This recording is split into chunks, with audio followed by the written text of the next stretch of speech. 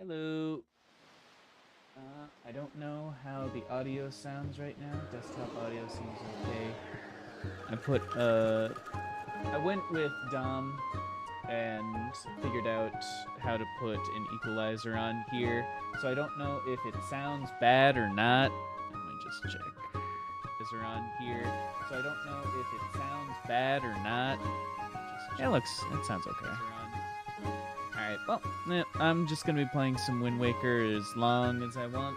I don't know, maybe I'll stop when the Overwatch collab happens, because that was surprisingly fun the last time that I went on there. I'm not a big fan of Overwatch, and I like to make fun of Rando whenever she talks about it, but it was surprisingly okay. So, yeah, I've got this... I think I want to turn this down a little bit. I got a light source here to try and be a better streamer. Hey, Dark Mist. So I'm just playing hero mode. I've never actually done a hero mode playthrough well, I've done one hero mode with Zelda before, but I've never actually finished one before, and I started when Kiara announced that she was going to do Wind Waker. I said, okay, Wind Waker's like $20. I can dust off the Wii U that I have to just kind of get a jump on it and all of that. With I just like to be part of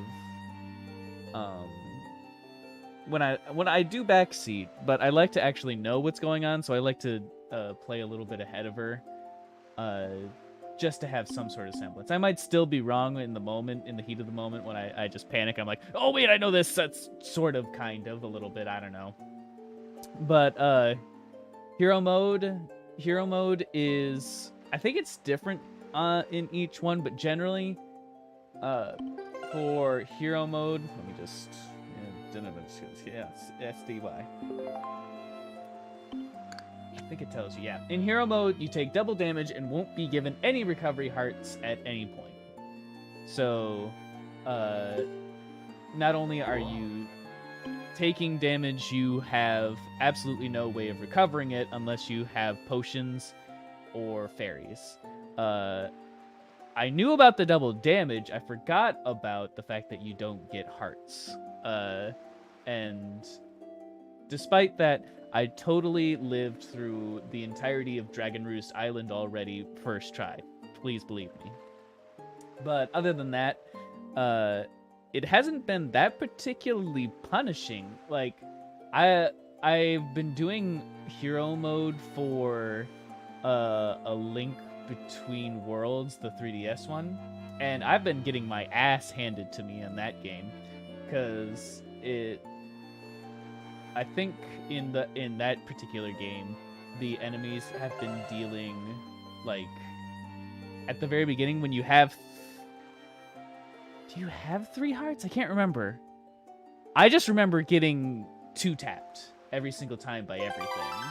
And in here, it's a lot more generous with it, because, like, the enemies have been dealing about half health. Or not half health, half a heart. So it's actually not been that bad. And Wind Waker combat, I just say that as I get hit. Wind Waker combat is a lot simpler, I find, and definitely helps out the player more.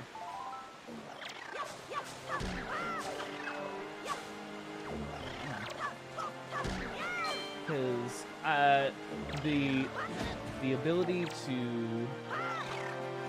I did this perfect when I was going through it. The ability to dodge most attacks really helps out. So I do have a red potion, but I'll probably just take a death if it ever happens. Just because at this point in the game, the dungeons are pretty small.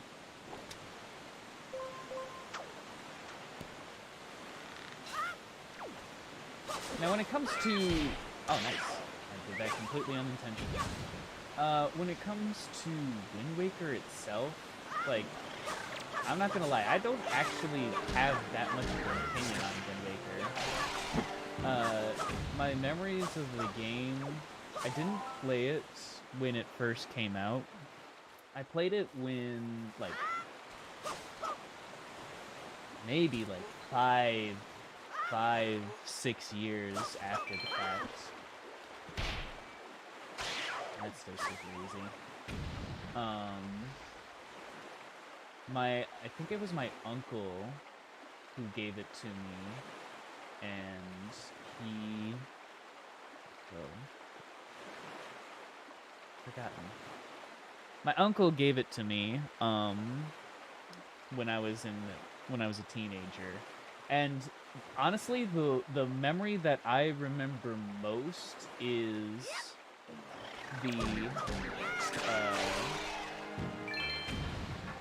the bird, and then going to the Forsaken Fortress.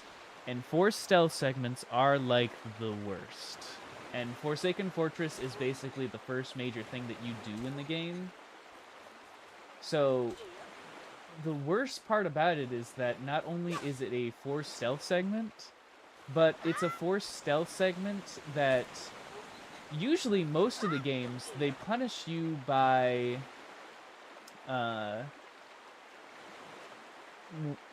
when you get caught, they just send you to the beginning of the room, especially for something like a Nintendo game. But for the Forsaken Fortress, they kidnap you and put you in jail. I'm gonna try going this way. Oh, nope, that's not it. That's not it. That's not it. That's not it. That's not it. That's not it. That's not it. That's not it. That's not it. They kidnap you and take you to a different part of the fortress. Now, what I learned after the fact that made it a lot easier is that if you stay on the top of the fortress, you basically don't have to deal with it at all. Because there's, like, nobody up there. Where am I going? I don't remember this being this hard to find out where I'm supposed to go. But when I was a teenager, I obviously didn't know that. So I spent way too much time in the Forsaken Fortress on the lower half of it, just trying to figure out how the hell am I supposed to get around these guys. There's so many, it kills the pacing. Where am I going? Oh, of course.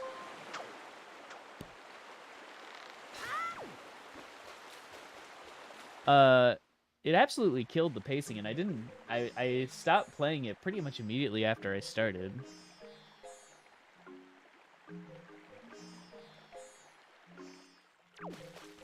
The Forsaken Fortress is just not a good start to the game.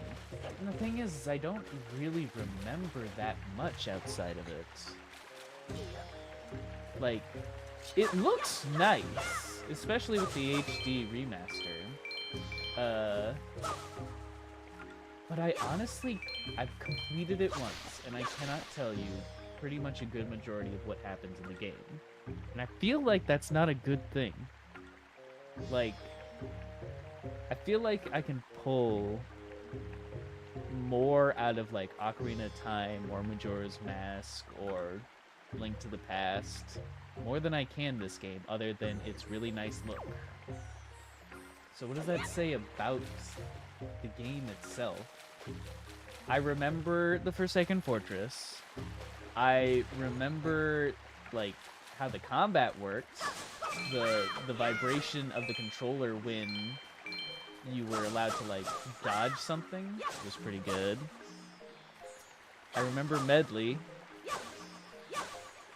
I don't even remember what the Deku Tree looks like in this game. Yep, there he is. I remember the Mirror Shield. Yeah, too much sailing. What are you doing, little? Hey, little one. Little one. Okay, I did kind of remember the choo-choos and their weird noises.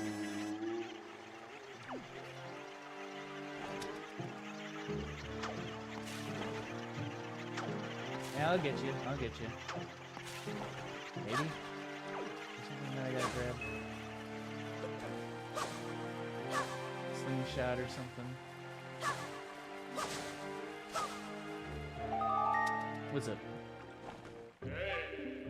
What are you doing, Sora? Quickly, you must jolt these strange creatures off the Deku's tree face as soon as the cat stops messing around. Hey! Asshole! Bastard. Probably just have to roll into the Deku tree, huh?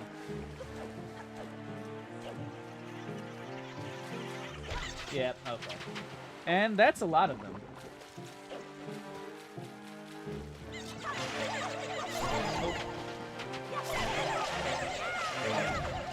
Okay. I'm playing this like Dark Souls suddenly all of a sudden. Rolling out of the way when I see something happen.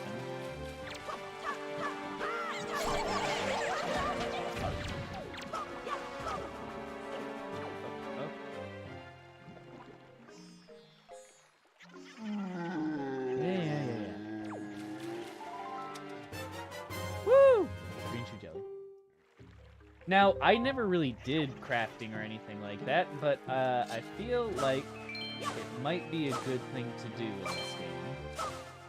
Because I do not have a whole lot of resources, and I'm just going to use the potion now. Screw it.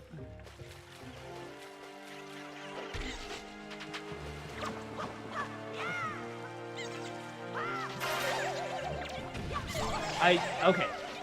The sound of you hitting the enemies is great. Because the musical tone of going up or down.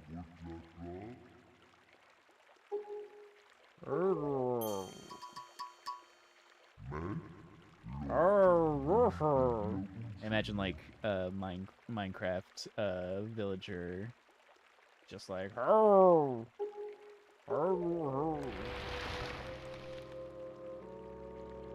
do the shit, please. I get it. I must apologize, I was in error. I saw your clothing, and suddenly I felt a longing for an age gone by. That longing caused the ancient tongue to pass my lips. I am the guardian spirit of this forest haven, the Deku Tree. I owe you my thanks for your aid in ridding me of these foul creatures.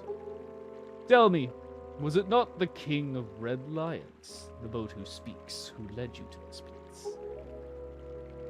Yeah, I guess he was. So it is true. Then you have come here because you need the Pearl of the Gods. See, I knew there was a reason the monsters had begun to congregate in the regions around my wood. Now I understand it. He has returned. Ganon has returned. In that case, we must make haste. Koroks! Little children of the woods! This traveler is not your enemy. Let your hearts be at ease and show yourselves. I do remember these little guys. These cute little bastards.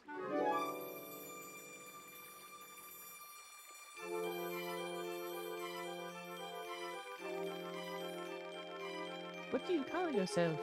Sora? Well then, Sora, these are the Koroks, the spirit. Oh wait, this is him talking, isn't it? Once upon a time, long ago, the Koroks took on human forms, but when they came to live on the sea, they took these shapes. Now they fear people, but to me, they will ever be my cherished little children. As it happens, you have come just in time for a ceremony that the Koroks hold but once every year. It's about to begin. I shall grant the pearl to you once their ceremony is complete.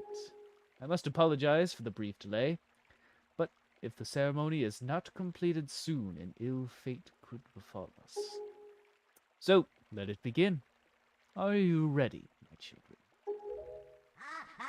We are not, oh great Deku Tree. Something terrible has happened. It is Makar! Makar!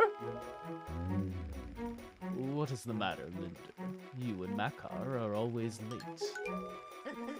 No! It is not that, oh great Deku Tree. Makar fell into the Forbidden Woods. What? The Forbidden Woods? I told him to be careful, but still Makar flew above the Forbidden Woods, and as he drew close to it... Foolish dog. Sora, have you heard all this? The Forbidden Woods are right beside the hollowed island of our forest haven. These woods, the whole region is a vile place that is home to evil beasts. And now it seems they have taken a child of the forest named Makar. Your presence here is no mistake, I deem. The King of Red Lions likely expects great deeds of you. It is why he brought you here. I'm sorry to ask you this of you, but can you go rescue young Makar for me? But Great Deku Tree! People cannot fly through the air! Yes. Thank you, child. You are right. It is not possible to enter those woods from the sea, is it? Sora, I would guess from your size that you are heavier than my Korok children. Rude! Excuse me! I just went to the gym. I'm trying to slim down. Excuse me. Yet, I think we may still be able to solve this dilemma. You must use the item I shall bestow upon you and fly through the sky.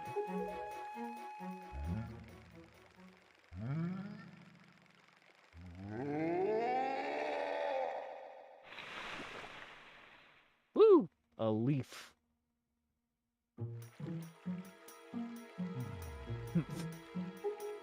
Forgive me, Sora, but could you climb up to my crown and get the leaf from up there? You couldn't have spawned it a little bit closer. Well, here's hoping I don't have to murder anything else. The Forbidden Ones were once our home. They were peaceful back then. I would guess that our home should still exist somewhere deep within the woods. If you have trouble anyone in the forest, just look for the stump-shaped houses. Roger.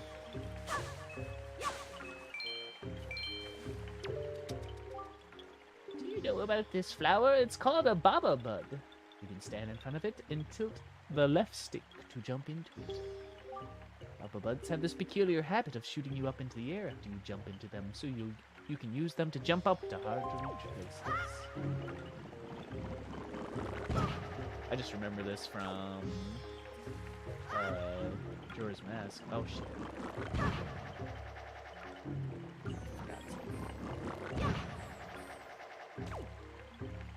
These are way faster than the ones in Majora's Mask, though.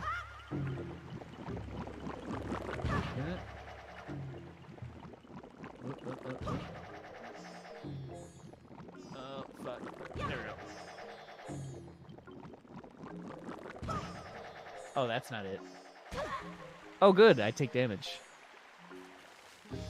Yeah, I can see them as Donkey Kong barrels. They're effectively the same thing, but the Donkey Kong barrels are better implemented, probably.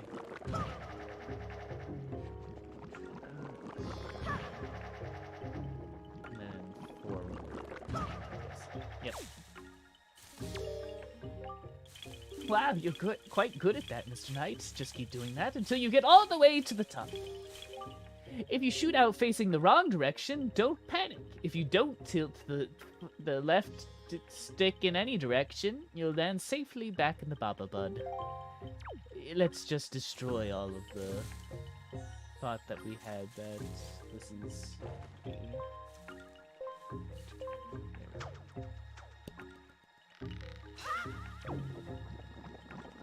So, one thing brushing off the Wii U to play this game that I'd like to mention is that oh shit. Is that I'm actually a pretty big fan of the Wii U gamepad as far as controls go.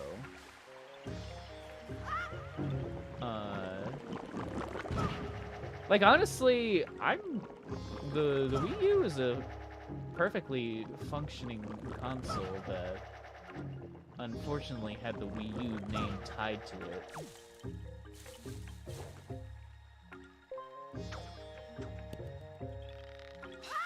If it had been called something other than the Wii U, like I remember that I was...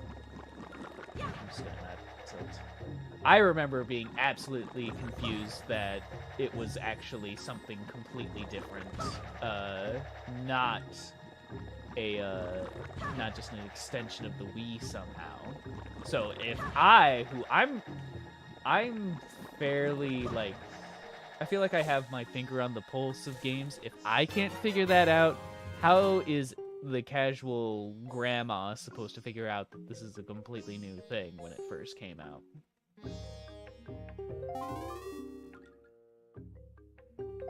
Swordsman, over here. Please, you must fly from over there to here using your Deku leaf. Ooh, what about that? The gamepad had its... But, wait, Deku leaf. Grappling hook. And, like, it's big. It's big. And, I don't know, I feel like a lot of people had issues. How do I... There we go. Okay, where am I supposed to go? Ah, over there.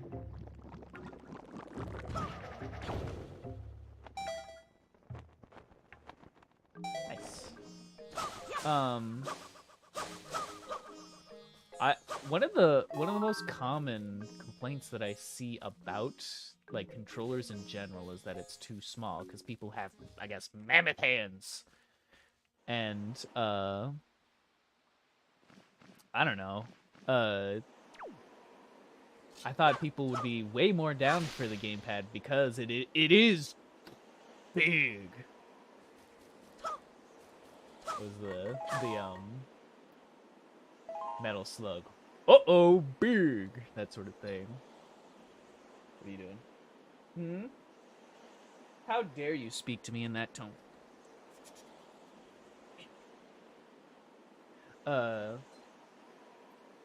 So, I didn't really hear any praise. In fact, I think I heard a lot of detractors about the Wii U gamepad. Which surprised me. So it's like, okay, so now you get something that is actually big, but for some reason you don't talk about? I don't know. Oh, you're incredible. Did you just fly down here?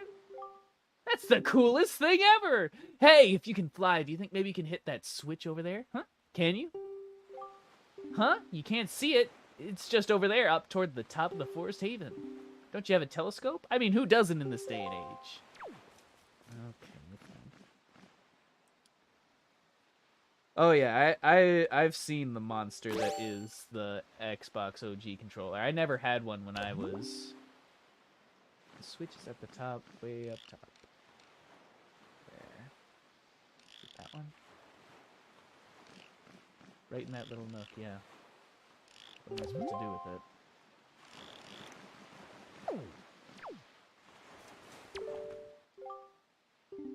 Want to get into the Nintendo gallery. Hey, Night Slushy.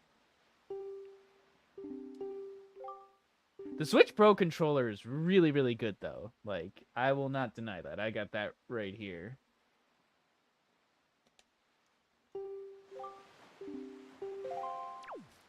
What even is this?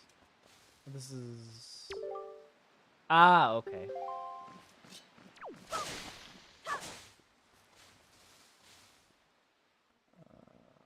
What the hell? What is with this ladder to nowhere?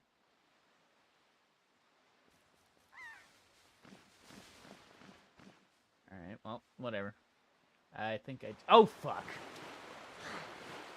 Link, swim, for the love of God, swim! Yeah, he's fine.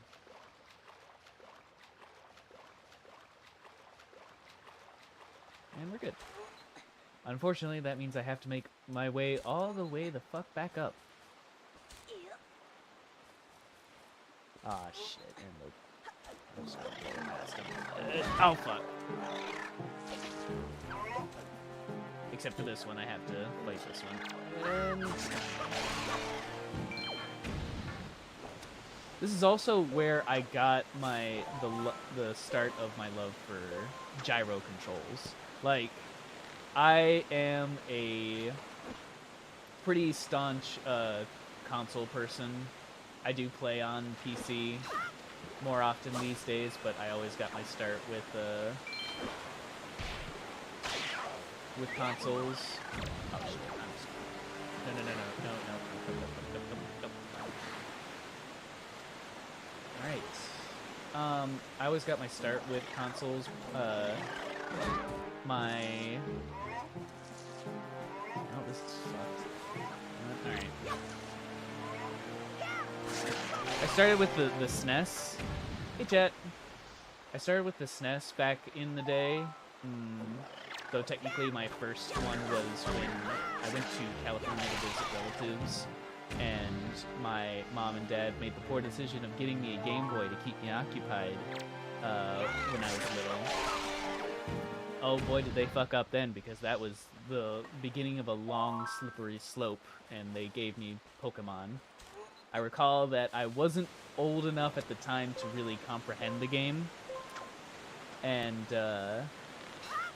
I think my dad put me on his lap and played it at the time, but like that was just the beginning of the end there. And then I got the SNES, played it. There was a couple of games that I had, but the main one was definitely Super Mario RPG, which was another thing that they probably shouldn't have done, because that's where the RPG got into for my interests.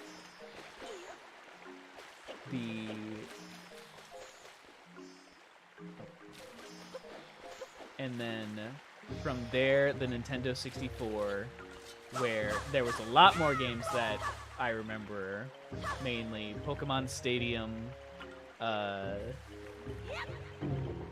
Mario Party 3 was another big one. Technically not mine, but Pokemon Snap, which I played with my cousin. You know what? I never had GoldenEye. But I distinctly remember going to... There's a memory locked away in my brain that sometimes comes out, and I don't know all of the particular details. But I'm just gonna follow this, because I don't have a whole lot of hearts. There is a memory that I have where my family went to visit somebody. There was some sort of family thing that was going on. I don't know what it was. Funeral? Just a family get-together? I don't know who the family was. I cannot recall who the fuck... For some reason, I have like a vivid memory of this. But I distinctly remember my dad and like a bunch of others that were playing GoldenEye, and I remember them playing the four player, just going around and killing people, and I distinctly remember the Bond blood effect as it poured down the screen. At that point in time, I was probably like 6 or 7 or something like that, and the usage of blood in a game was a foreign concept to my little babby brain, and so seeing something like that was just like, oh god. And that just left the biggest impression on my head. But there were like other games too. Banjo-Kazooie scared the absolute fuck out of me. There is something completely unnerving about all Rare games that came out in the 64 era. They were just the worst. Dear God. They were so fucking scary. I did not get very far. You know what was, like, really spooky? I think I fucked up, but, what was really spooky to my little child brain was how if you didn't... Oh, I'm gonna fucking die. If you didn't get through the whole game, and you're like, well, the game's fucking long. Like, for the time period that it came out in, all the stuff that you have to collect, and all the worlds and stuff, I'm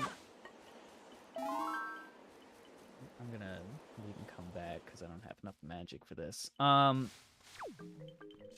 But, like, whenever you didn't, whenever you didn't beat the game and, like, save and close it, for some reason they always showed the game over, where Banjo's sister got turned into an ugly fat person, and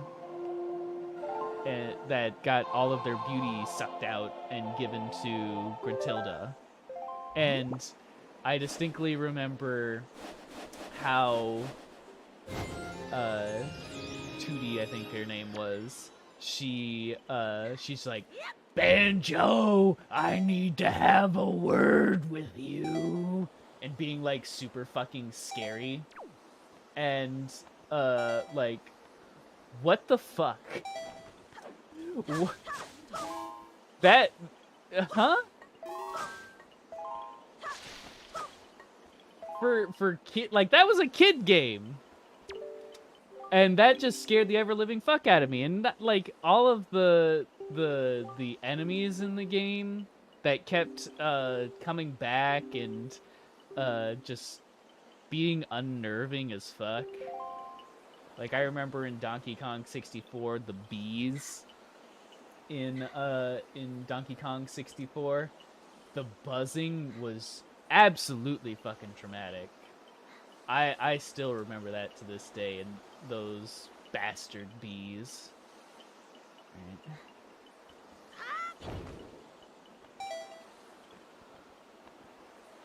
Like, oh fuck, I forgot. Well,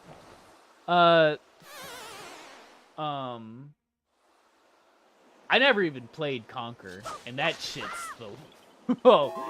Like, thankfully, that one isn't actually a kid's game, so it's more understandable that that shit's, really creepy. But, coming back to it, like, seeing it after the fact, that shit's fucked up, too. Oh, man, there's too many things to list. What the fuck was Rare on back in the day? Thankfully, they also made one of my favorite games on Nintendo 64 that wasn't completely 100% nightmare fuel for kids, which was Diddy Kong Racing, the actual best racer. That shit is the best, honestly. Go away. Hey, no.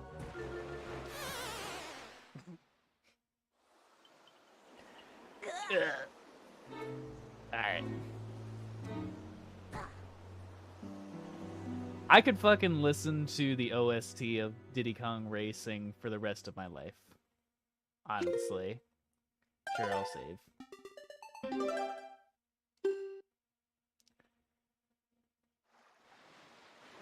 No!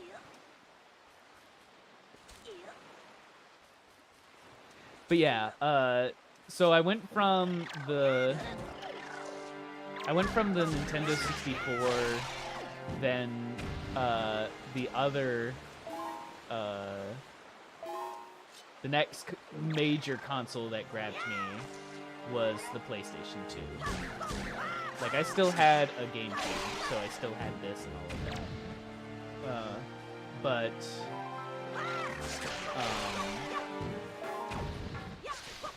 the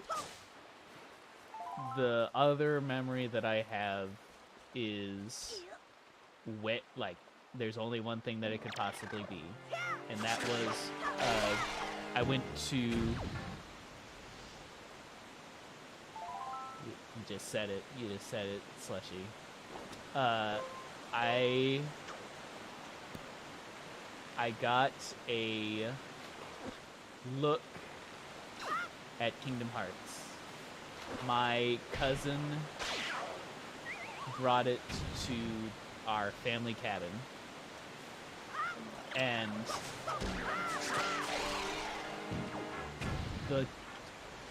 the trailer for Kingdom Hearts 1, when it was announced, the one that is used for the opening credits if you stay on the main menu long enough, is the best trailer that has ever been made.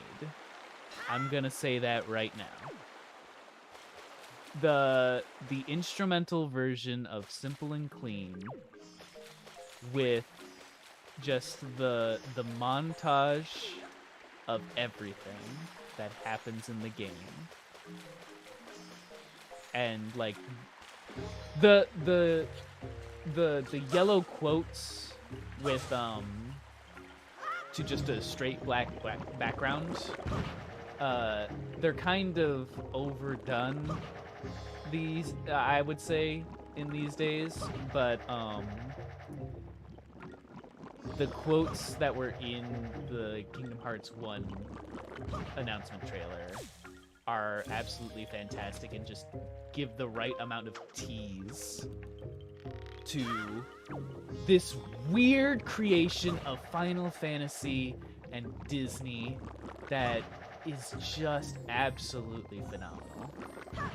And that fucking got me so hard. Like, Kingdom Hearts, like, I was a casual game player up until that point. Hey, Flint.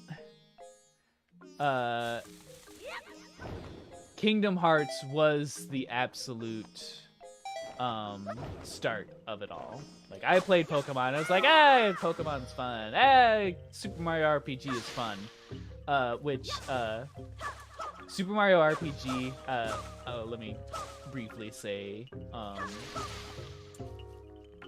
is the one game that was loved by all of my family.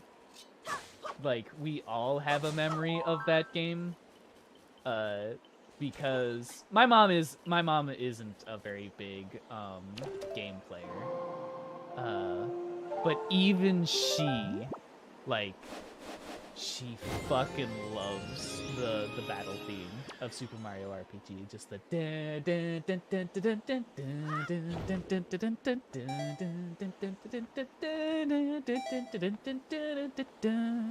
that was the family theme for a while. But back to what I was saying. Super Mario RPG, or not Super Mario RPG. Like, the games I had fun with, but they didn't grab me. But Kingdom Hearts was the one where it was just like, I'm gonna play the fucking shit out of this. Come on, Tornado. I got Kingdom Hearts, and then I played the ever-loving shit out of it.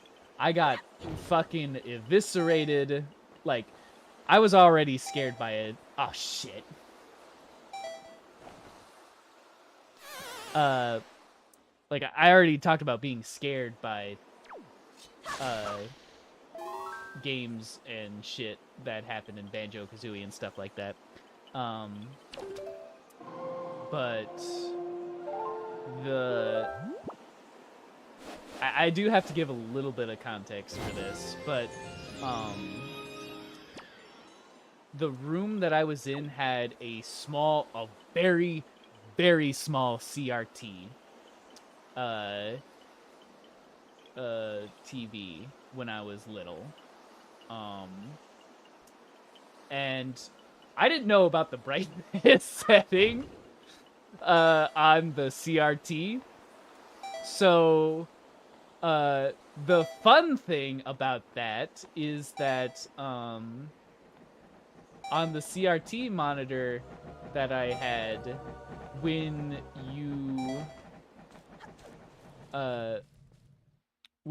the very first thing that happens in Destiny Islands when the Heartless are taking over the island, it is super fucking dark. Like, obviously the Heartless are all completely black. It's the shadows, and I literally could not see shit. I could see the yellow eyes, and that was it. So, yet another childhood trauma to add to it. I hated the beach, because dumbass me couldn't understand that I needed to up the brightness on the TV, and just absolutely caused yet another thing to be scared at. Like, even to this day, when I go through Kingdom Hearts 1, I'm still a little unnerved. I don't know what this is for. Eh.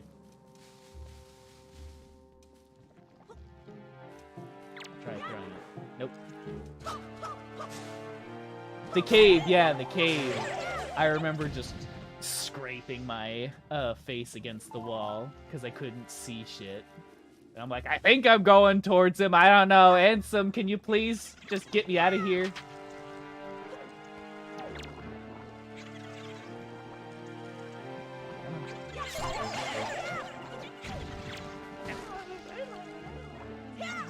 Oh, shit. Well, the good news is I'm in the dungeon now, so if I die, I'll just come back here.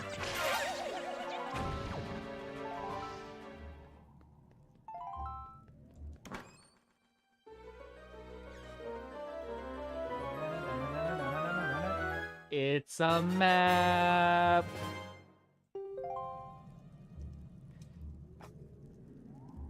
Very useful map. Let me see if you guys can see this. Can you, yeah, oh yeah, look at the map detail on that one. 2 rooms, good job.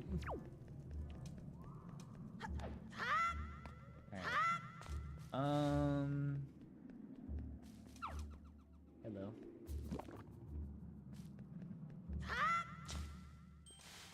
I believe this is where we get the boomerang. Maybe I gotta throw this nut in the... Sorry, I'm gonna nut in your eye. Oh, damn it.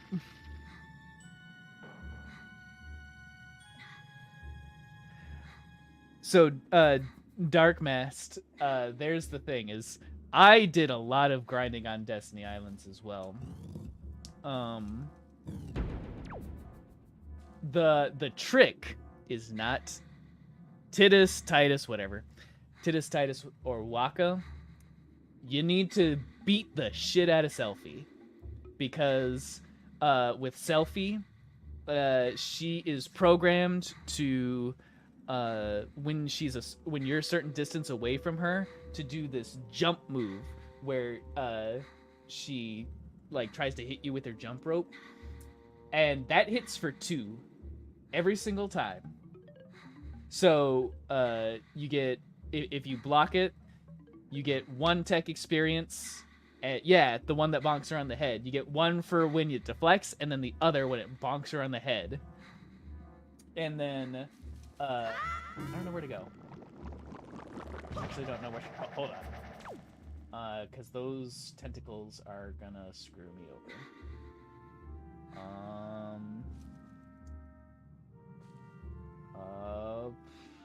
Maybe I should just go down. Thinking. But yeah.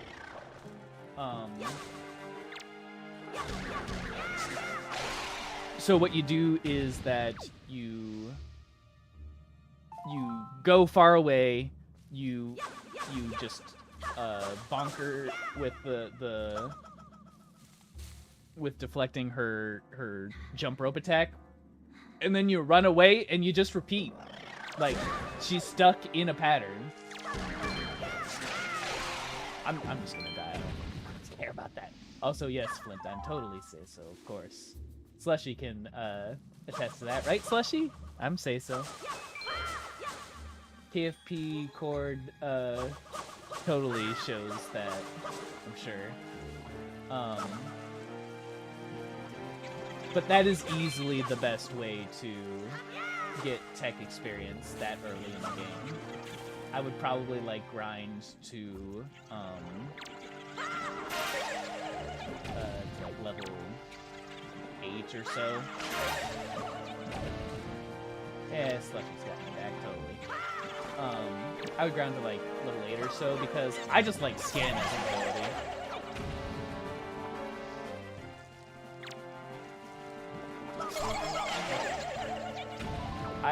When I did the maybe I'm supposed to use this. When I did the OG Kingdom Hearts one, I always went with the... That doesn't work. I actually need the nut. Alright. When I did OG Kingdom Hearts, I did the magic first. I used the rod, and then, because it gave me the scan ability, but in... I think I'm supposed to... right up here. But in the...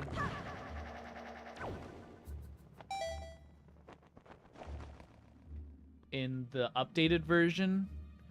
did I go for rod? Did I go for rod? I can't remember. I think I went with shield.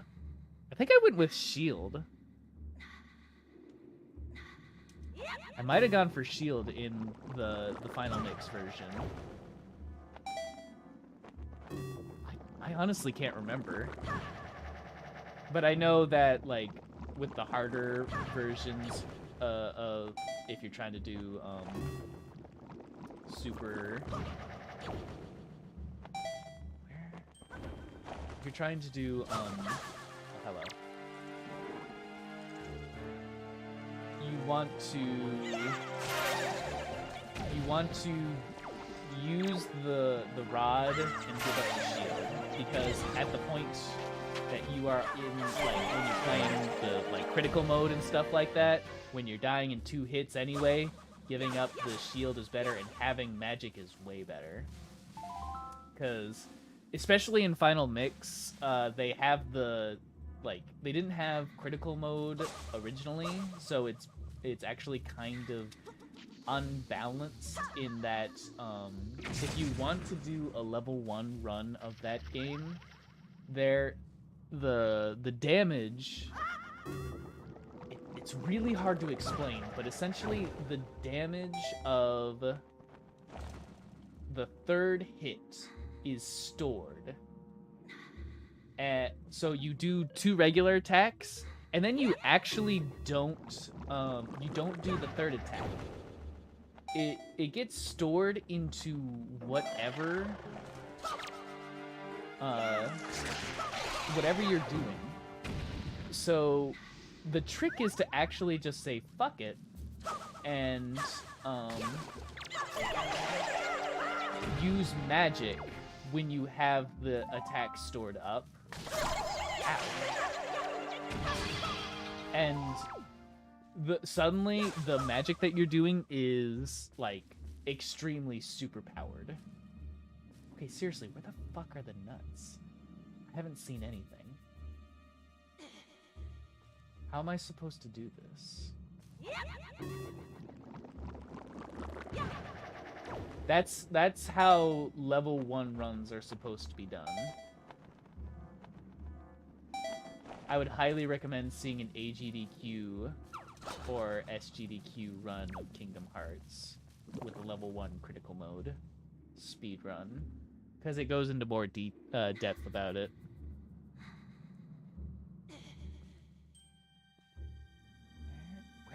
hell? I honestly don't know.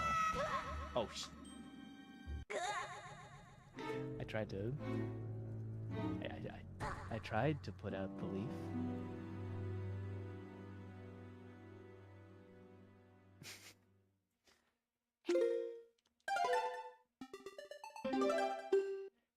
Good thing I'm in the dungeon now.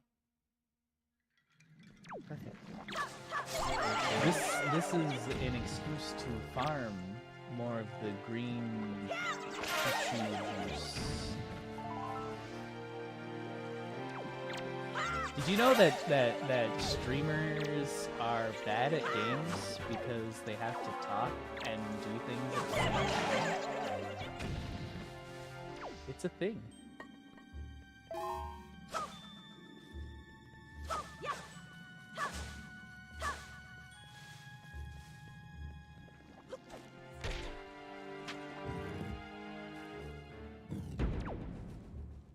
Alright, I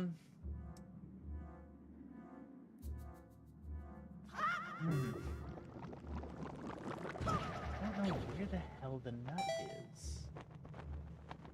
I haven't seen it on any of...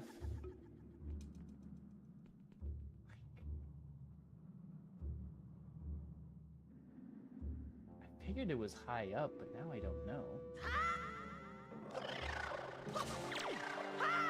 And then... So yeah, I started playing Kingdom Hearts a lot.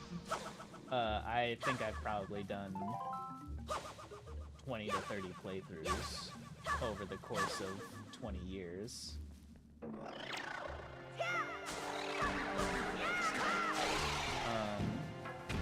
And then there was this, like, I still had the GameCube, but I wasn't that into it. I played a lot of Pokemon Coliseum.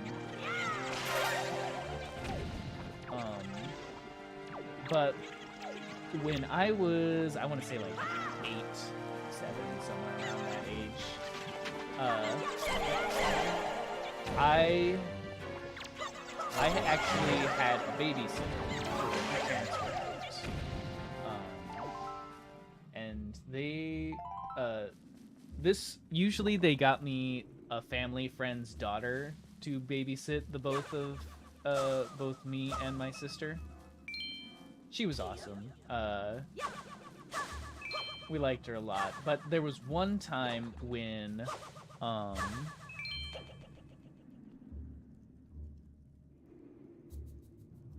you're still working on Trails in the Sky, chat. But, yeah, I got through the first Trails in the Sky. I need to get through second chapter at some point. But yeah, there was one time when my dad actually got a different babysitter. It was a guy, and he was like the son of somebody that my dad worked with. I don't know why specifically at that point in time they just decided to choose that guy, but he brought this GameCube game, and he let me play it. He just gave me like his save file, and I was allowed to like play against the final boss and stuff like that, and it was really, really cool. It was a JRPG. It had, I'm trying to see if like maybe it gives the red hit spark, but it doesn't seem to deal any sort of damage like the nut. Oh! Can I get that? Please, because is the fire the thing? Is the fire? Come on, it's gotta be the fire. Oh!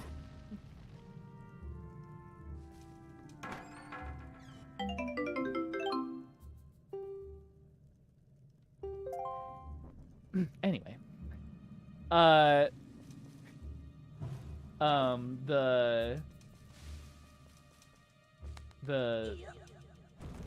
game was really, really cool, and the problem was, oh, I need that. I need that. I need that. Don't pick it up. Don't pick it up. Don't pick it up. Come here. There we go.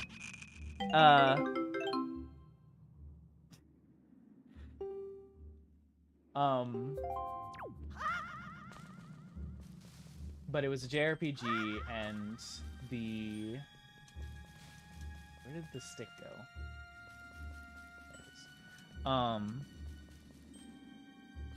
And it was, like, action-based, and it was, like, really cool and stuff. And then I'm like, oh, man, this is sick! And I never got the name of it. And, I was really sad because I really liked it a lot. Fast forward to like 4, 5 years, it was GameCube. Fast forward 4 or 5 years, and then I'm in middle school, and I go to a music camp. And at the music camp, there was a person who had a guide. And I'm like, hey, can I see that guide? And he's like, yeah, sure. And then I look at it. I look at the guide, and I'm like, this is it. This is the game that I played all those years ago. I finally fucking found it. And, because, like, I looked at the end of the game, I'm like, what's the boss look like? And it was the boss that I fought.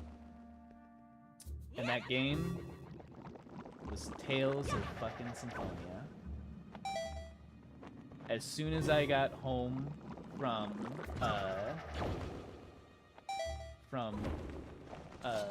the music camp, I immediately told my mom, Mom, I want to play this game so fucking bad. I played it when I was just like, and I think I got it for my birthday, and I've played the shit out of that one too. I think I've played Tales of Symphonia. Not as much as Kingdom Hearts. Just because of the sheer length of the holy shit 120 hours type of gameplay. I think I've played it like maybe 8, 9 times. But oh shit. Tales of Symphonia was the start of the Tales obsession. Ever since then, I have played Tales of the Abyss, which, that was another story where, like, I didn't know Tales of the Abyss existed until we went to a neighboring town, and I'm just like, I'm gonna check out GameStop. Oh, here's all these old-ass games and Tales of the Abyss. I've only played Tales of Symphonia. I gotta get that. And then, there was the one time where I'm like, Dad, fuck. Dad, I need this. I know it's not my birthday. I know there's not like anything important, but this one's like $20. It's not that bad. Can you buy it? And he's like, yeah, sure. And then I played the shit out of that. And then there was the super long obsession of, Tales of Vesperia that I had, where I'm just like, what the fuck? I don't have an Xbox 360. I only have a PS3. Why the hell is Tales of Vesperia only on here, on the Xbox 360? And then I heard about the definitive edition that got put on the PS3. And I'm like, yeah, I can't wait for that.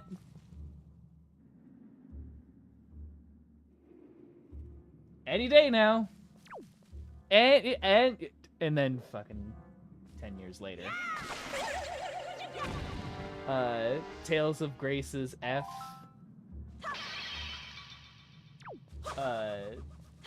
Tales of Grace's F was also super amazing. fuck? Okay. So I had the stick, but I can't set it on fire and like move around.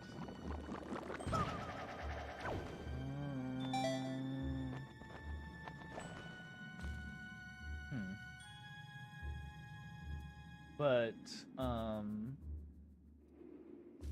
Tales of Grace's F was super great. The biggest kick about liking the Tales of series is how different. But not how different. I read Dark Mast and his comment infected my brain. Is how so many of the really super good Tales of games never got translated. So there was a ton of really good games on the PS2 that never got translated that I really wanted to play. Tales of Destiny Director's Cut on the PS2, and then Tales of Destiny 2 as well. Never made it. Tales of Rebirth. Holy shit, I'm a really big fan of the Tales of Rebirth aesthetic and like story-wise. I don't understand. Tales of Rebirth was never translated.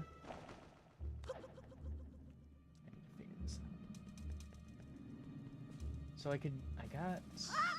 What was even in this chest? I forgot. Why am I having so much trouble with this goddamn room? I got through Dragon Roost just fine. Tales of Rebirth never got translated. Tales of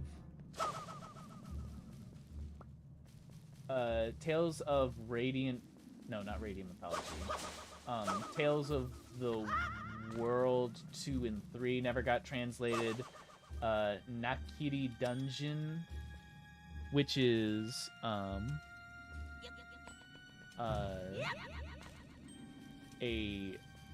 Tales of Fantasia game that where it had two unique characters that could turn into different jobs, and it was pretty cool. Yeah, I remember Great Ace Attorney. Oh yeah, Tales is huge. There are so many games. I feel like I'm supposed to.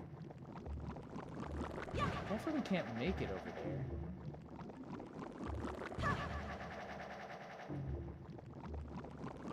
I already lost it.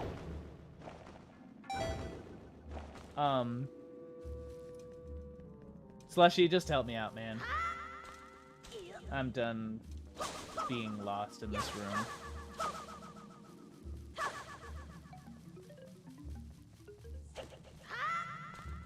Like, I can't figure it out.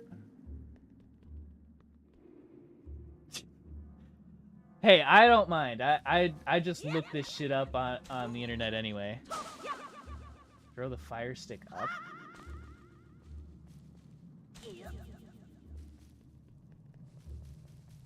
As far as I can tell, you can only... Did you not use the bomb on top for the eye? I did. I did do that. It didn't do anything. I mean, I can try again.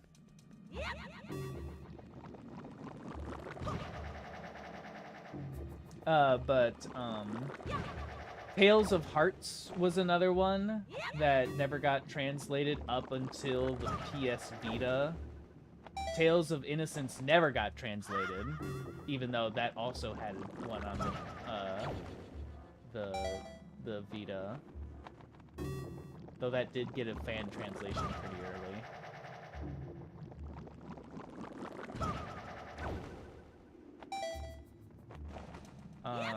Tales of Graces actually wasn't initially translated either until F came out.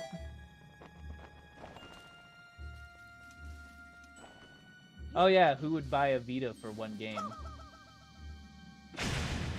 What the fuck? I threw the bomb at that.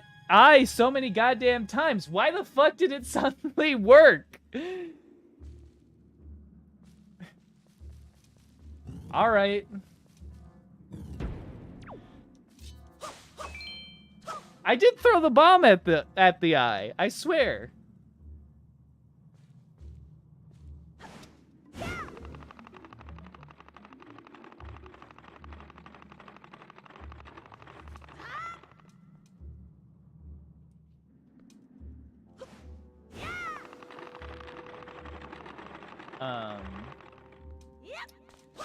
Were there any others that I can think of that never got translated?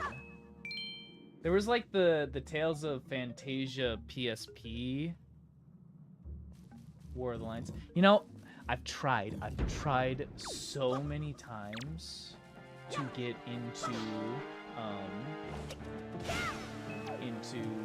the Tactics series, and I just can't do it. I've tried. What's cool is that the one game that I really wanted to get translated, which was Tales of Destiny Director's Cut, which is the game that I feel did the CC battle system the best, did actually get translated. It got translated this year, and I've played a good bit of it.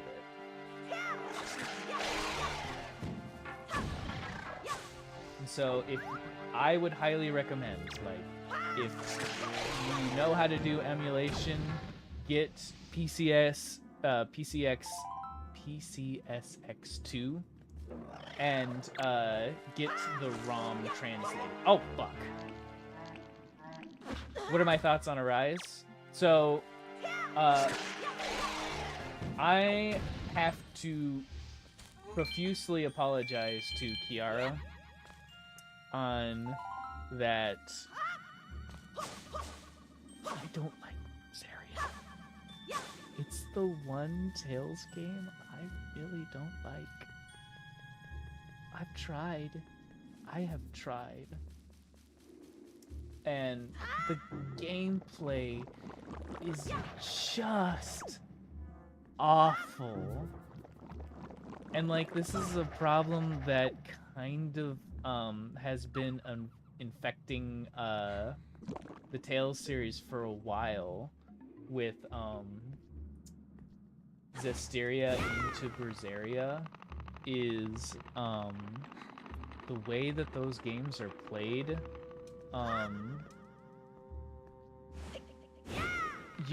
It highly encourages mashing, for one, and like there's so many particulars that I can get into that I just don't like about the game. Put you right down here. But attacks just felt so weightless and awful, and like there was so much extra shit to it. The thing that I hated most about Tales of Berseria, I knew that was gonna happen. The thing that I hated most about Tales of Berseria was what I like to call the Build-A-Bear combos. What am I supposed to do about this? Oh, I know. Like, I liked the characters. The characters were okay, but it wasn't enough to get me going with the gameplay. I actually felt like I had more fun with Zestiria's combat than I did Berseria's combat, and like, Zestiria is really hated. Though I wouldn't say it's the worst Tales of games. That goes to one that was on DS that people really hated. I forget the name of it off the top of my head. It was not Tales of Innocence. Tales of Innocence and Tales of Hearts were on the DS, but it was neither of those games. There was a third one that actually got, like, it was so hated, it got removed as a Motherline title. Which Kiara is right when she says that. Like, or not Motherline, Mothership. It's weird that they call them Mothership games, but whatever.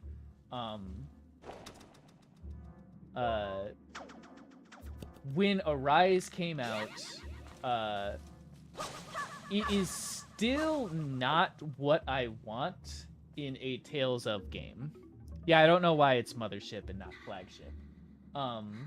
It's still not what I want in a Tales of game, because the thing that I love about Tales of games is how you can make some really nice combos out of the game.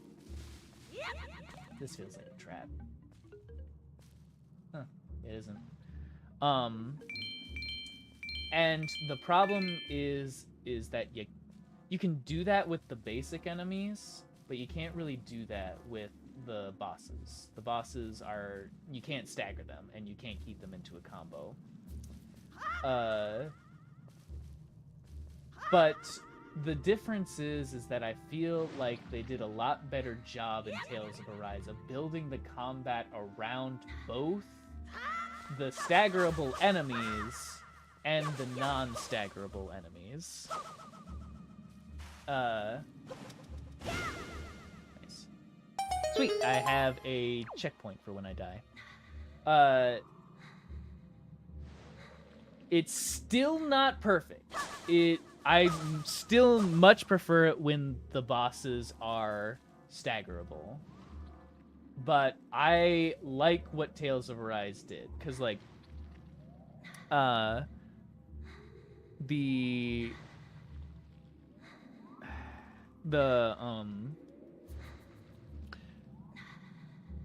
building it around where you do enough damage and you stun them, and then using Alphin's big burning attacks, like the one where he takes away the health and then and does some sort of super attack to it. That was nice, I think.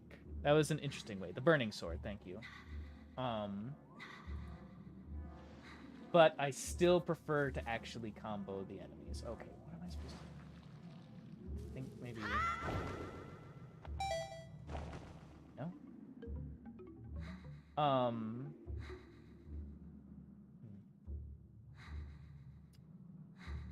don't have a key, do I?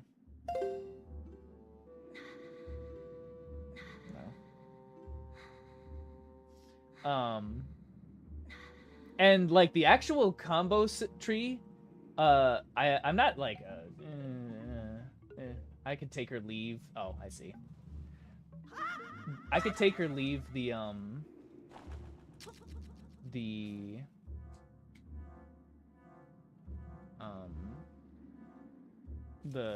way it's comboed.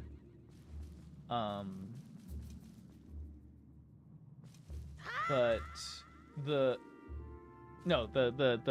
buttons, the button layout. But what I really liked is that Tales of Arise brought back the attack button and the arts button. Because like having everything. Oh, these fuckers. Ah!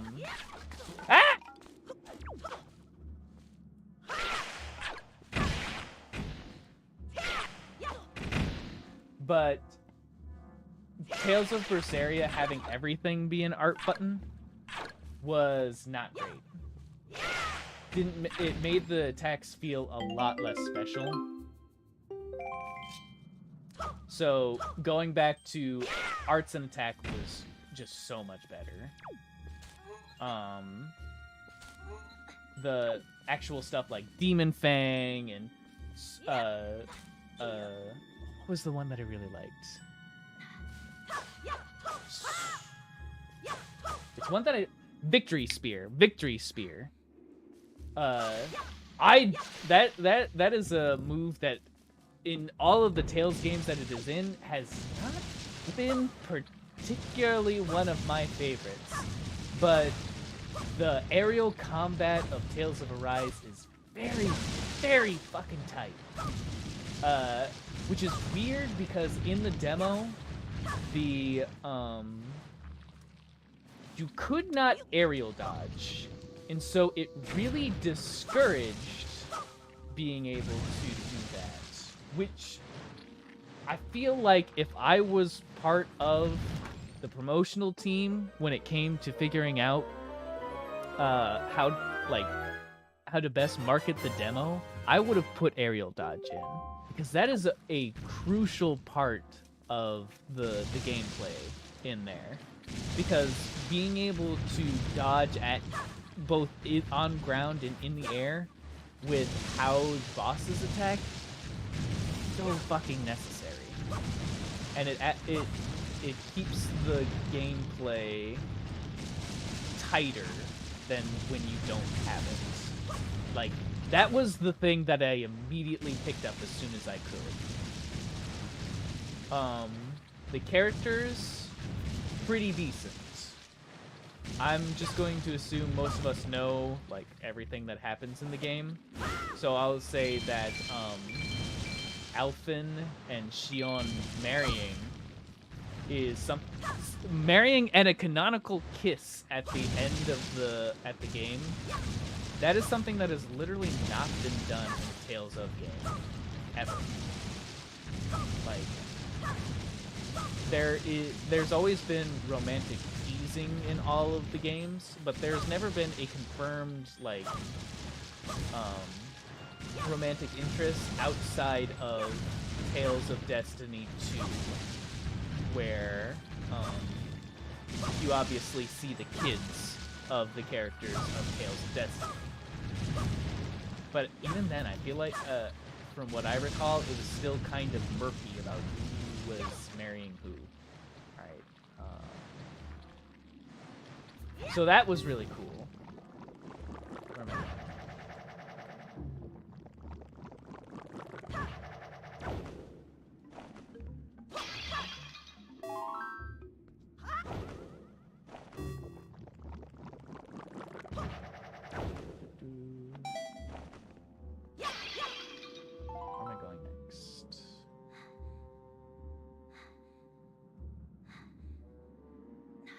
Seen anything that I could use to break the wood panels.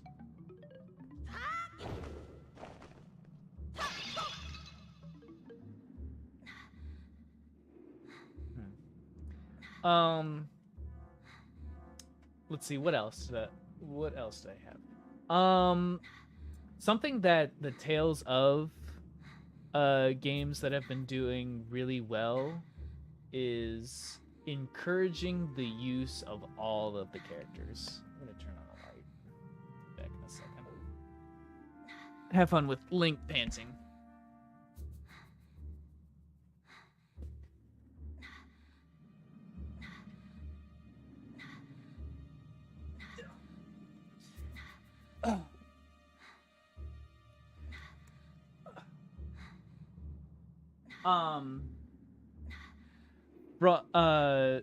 Something that Tales of was never really good at when I first started with Tales of Symphonia and all of that. Am I supposed to take the bomb? Am I really supposed to take the bomb all the way? That doesn't sound right.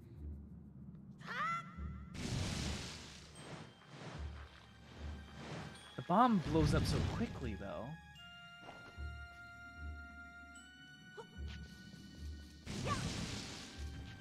Okay, it goes through the plants. But like all the times that I've played Tales of Symphonia, I've never. Oh hey Asami. I've never played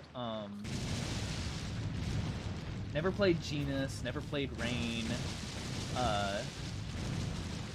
I played some of like Zelos, Kratos. Never, like, I usually stuck with Void as main character.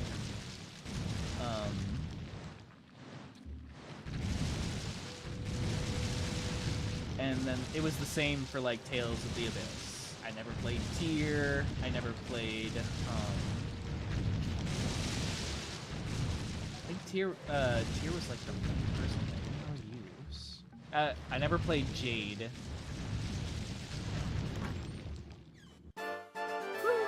Smoky. I know these plants hurt, so I'm trying to be careful. I don't want to waste my berry on these plants. But the PS3 era of Tales of Onward really, really helped. Yeah, Kiara said a lot of the same thing, but the PS3 era of characters was fucking spectacular when it came to using all of the characters. The mage of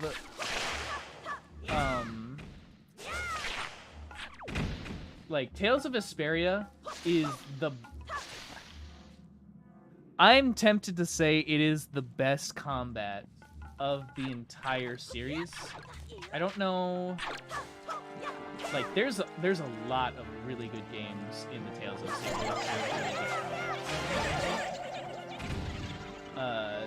Tales of Grace's F is usually attributed to having the best gameplay.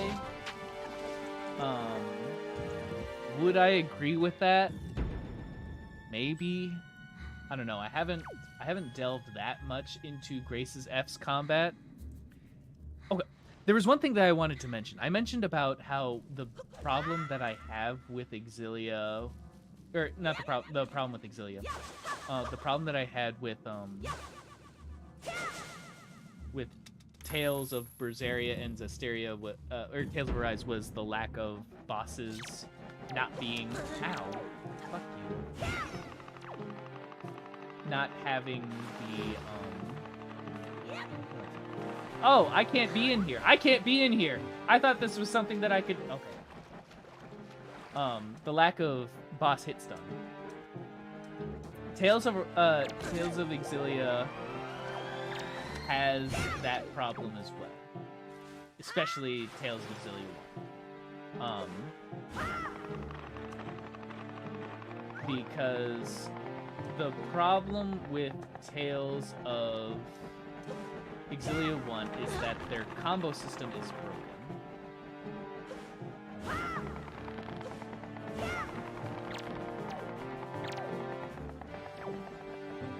Come on. Every single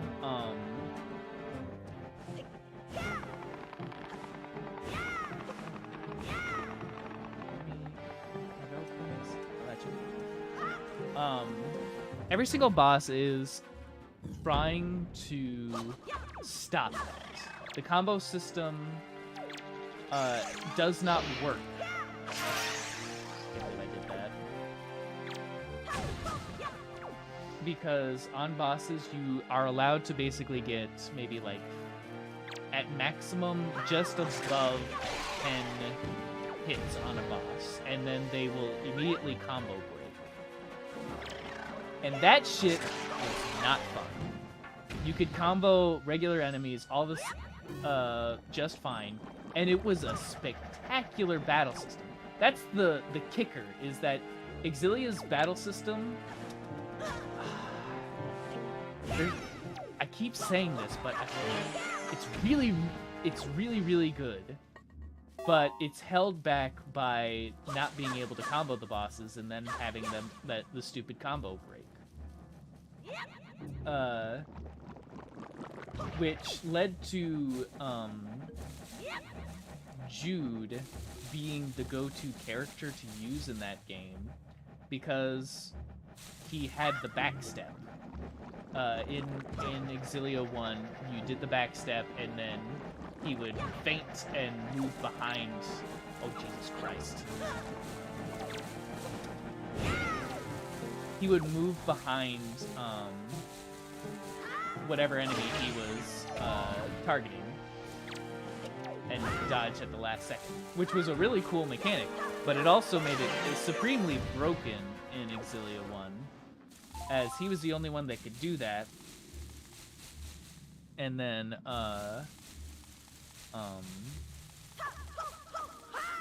he was just like, if you were to choose between Milla or Jude, it was just so much easier to go for Jude because he could dance around enemies and not have to deal with you just punch, hit them with a couple of attacks, and then you don't have to worry about the counterattack because you know it's coming, and you just dodge and then get behind them and repeat the process. Exilia 2 fixed it, where, hi. Oh my god, it's a rocket dragon. Hi, do you need something? That's not gonna work. Oh, I got a feather from him. Okay. Nope,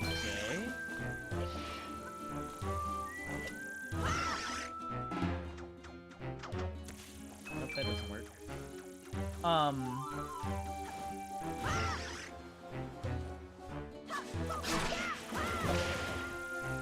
was just thinking about too much.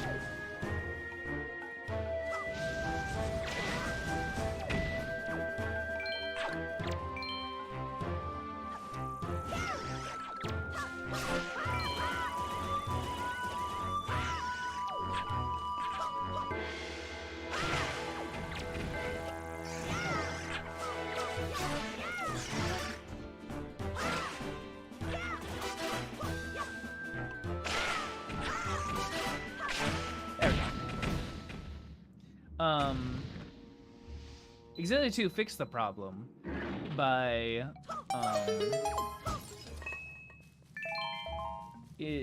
getting rid, like they changed it so that instead of being able to yeah, I almost died there, but it's fine. They kept in the combo break system, but they actually made it make sense. Where if you attack a weakness of the boss, hey, maybe we should give the boss weaknesses. We had that before. Why didn't we try that before? If you hit the boss's weakness, then they go into a staggerable state, and the damage gets increased. Like Tales of Grace's F, which, again, a lot of people say is one of the best combat of the whole game. And as long as you mix up the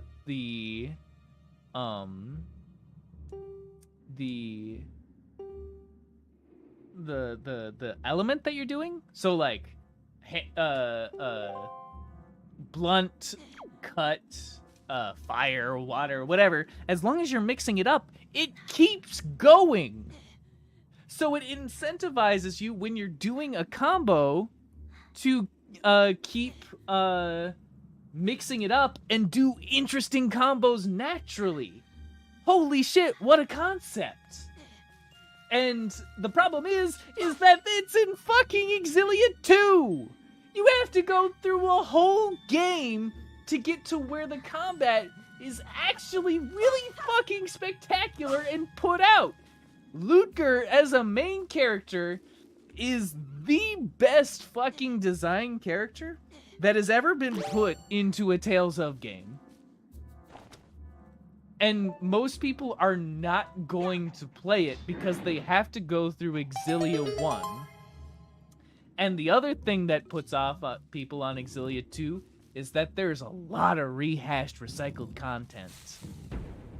Like, a lot. Try not to die. Okay.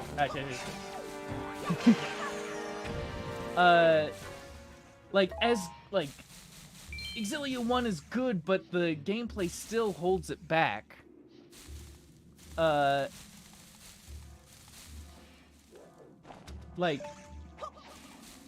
Kiara keeps talking about how much Exilia is her favorite series, and, like, I agree with her. Exilia is absolutely fucking fantastic, but the audacity of having to go through an entire game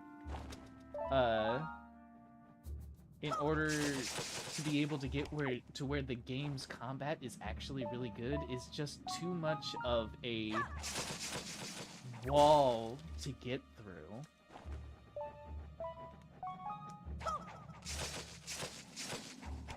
I haven't finished Exilia 2, even though it is absolutely fantastic.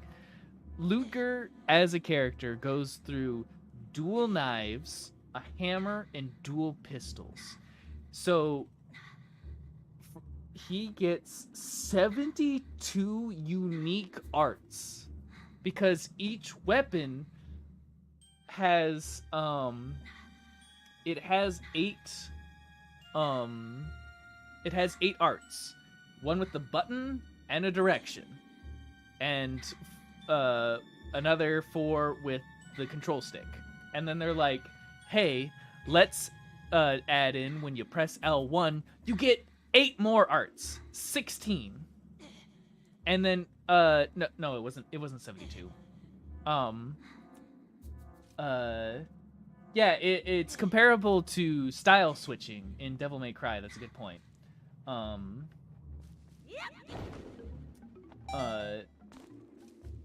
I think maybe the math is like 48 or something like that. I forget the actual number. I'm not thinking about doing math right now. But for each weapon to get 16 arts, Ludger is the fucking flashiest thing. I would highly advise you to look at a guy named Omega Evolution. He's like the go-to guy when it comes to the flashiness of Tales of games. Is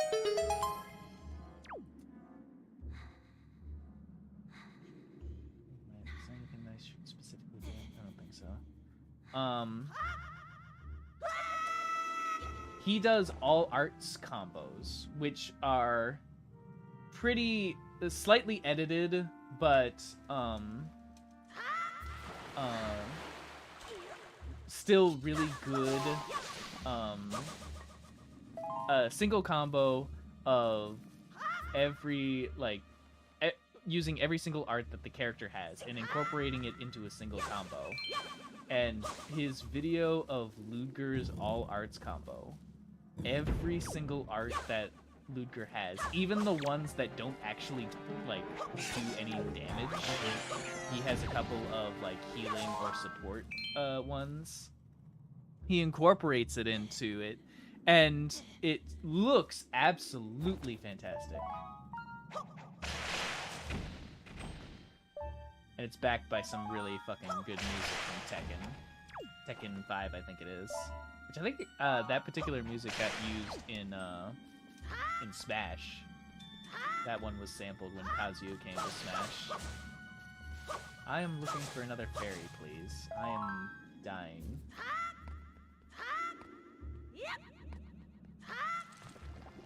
Oh. I am backed up against the wall. Damn it! Alright. But yeah,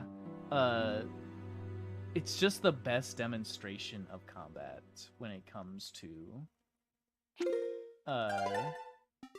Tales of, when it comes to him. God, the PS3 and Xbox 360 were so good about all of that.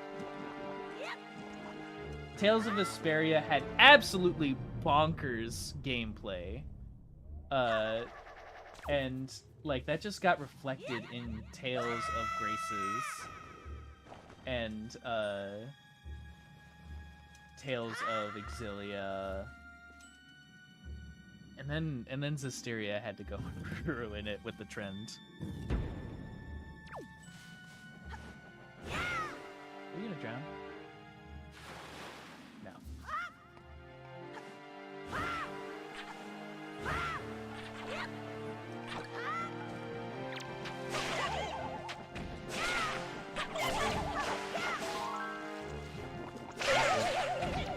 I'm just gonna fucking go for it. Ow!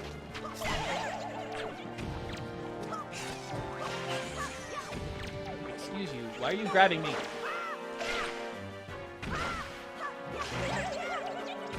Hey, Beats. Maybe I should actually pay attention to this game that will kill me if I'm not paying attention.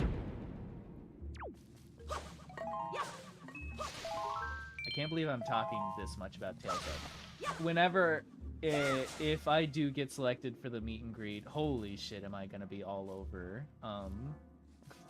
The thing that I want to do if I get back into the meet and greet is have a conversation with Kiara about Tales of, because I don't get to have this kind of conversation often.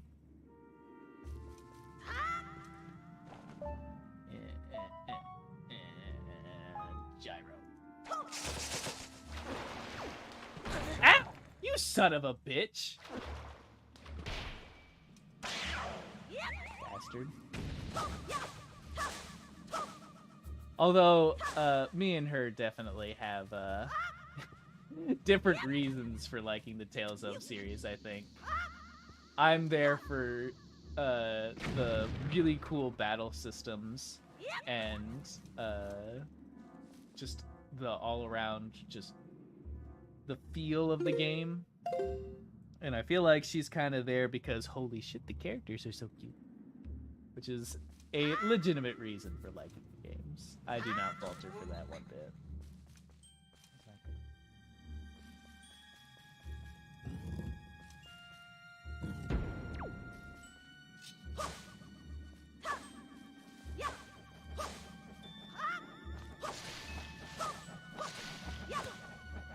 Like, yes, Kisara has a nice ass, but which one I think has the best story?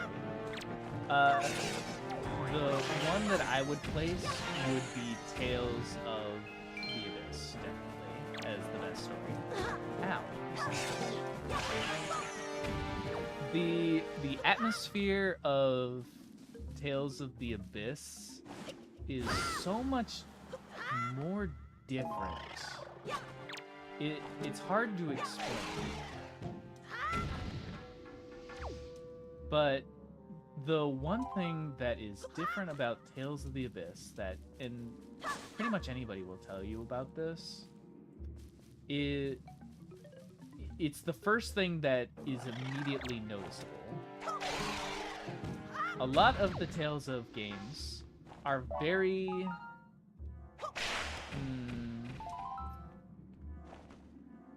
there's conflict. But for the most part, the party gets along pretty well. Like Tales of Symphonia, there's some conflict. Sheena and Zelos get it out into each other, but it's kind of a love-hate relationship. People, okay then. Tales of Vesperia, oh my god, everybody loves each other in that one. There's only like slight mistrusts with Juliet, kind of, and like Raven also has his kind of arc as well. Tales of the Abyss? Holy shit, they hate each other's guts. They absolutely fucking hate each other right off the bat in that game. And it is them being put together as a party is purely out of circumstance. And that is a very unique party dynamic. Not that way.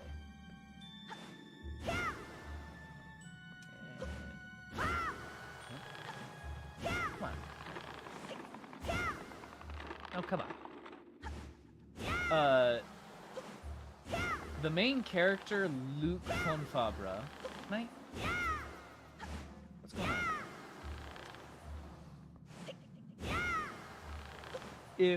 If I had to pick one, as far as the story and how it presents itself, God damn it. Tales of the Abyss is definitely the most interesting. But Luke Fonfabra is an outright asshole. There is no getting around it.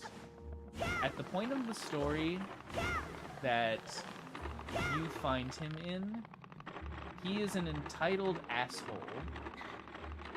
because he is part of a family that is 100% rich in service of the king, and they don't have to worry about shit.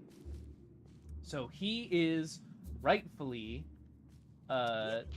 completely self-entitled. And he's also like, it's believable for him to be that way. But he does, like, he shows that he's kind of a good person. Through his interactions with Guy. But outside of that, like, he's just a blight on everyone in his party. And it is no secret that they are only together because they have to be, not because they need to be. The fuck did I even pick up? Holy shit, I was not paying attention. And it all comes to a head where Luke fucks up massively. Just the worst thing that could have happened.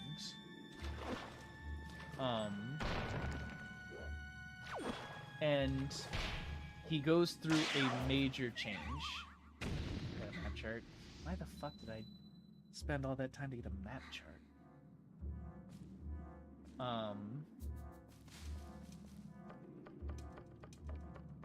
And the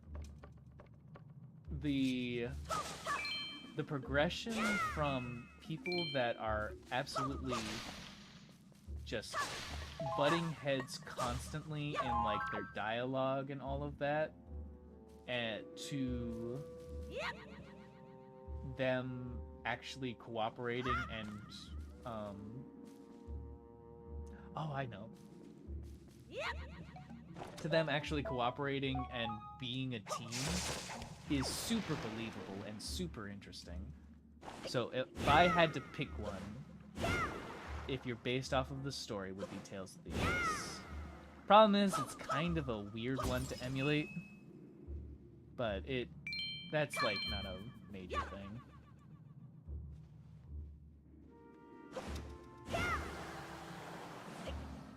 Yeah, it is a super fine line. Absolutely. I'm not gonna disagree there. But Luke is definitely my favorite character overall in the Tales of series because of it. See you, Night. Night? See you, Slushy. There is 100% payoff.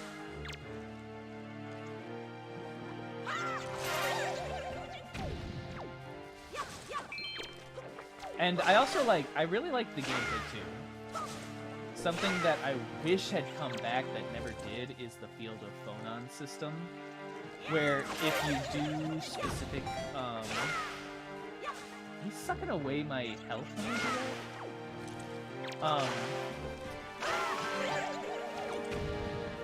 What the Field of Phonons is when you use an elemental attack,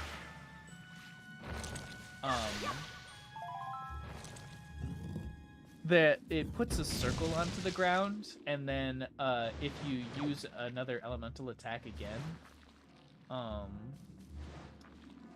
wow, that's the boss key already. If you use another elemental attack, like the same one, then the circle gets a color, and certain arts get change when you use the circle, and it doesn't seem to affect much at the beginning.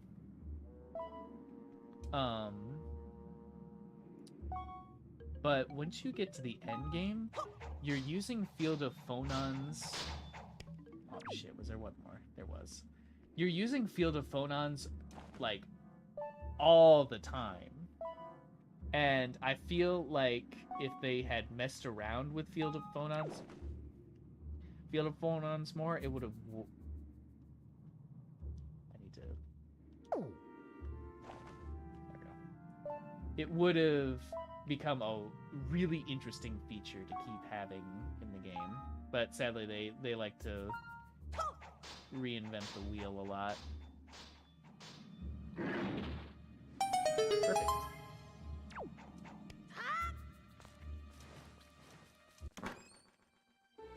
So, like, it's kind of older in the gameplay, but it is still a really, really good game to play. It's also the first game that I think of that actually implemented... Oh, shit. I'm gonna die. I need to get out.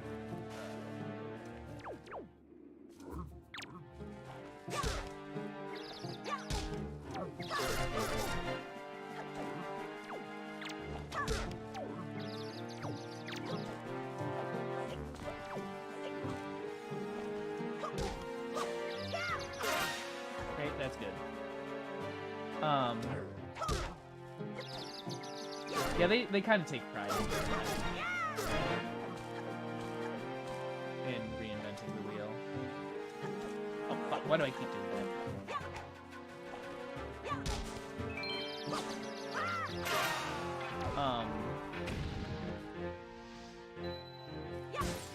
Free run definitely majorly changed how Tales of did with its games, and it was superly massively broken in Tales of this. Ow, fuck! Don't approach without the.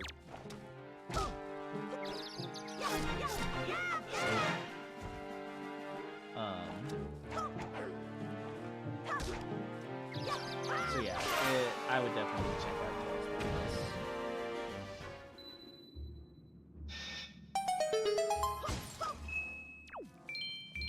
I am going to die.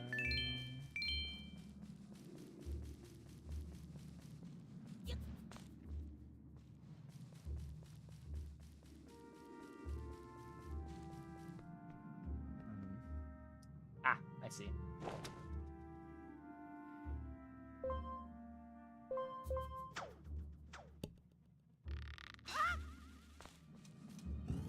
Honestly, I think it probably would have been a nice skip. What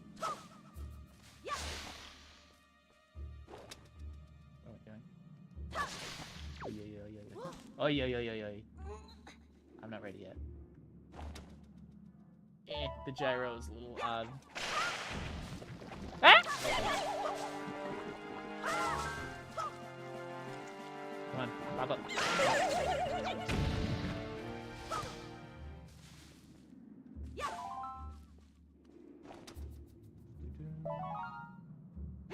I like how I went on this whole big tangent about how I became a console player. I kind of... Oh, people don't like this dungeon? Unremarkable. Where even is the boss dungeon? Or boss door? Some second floor. Okay. I think I skipped a couple of chests, but I don't think it's that important. What?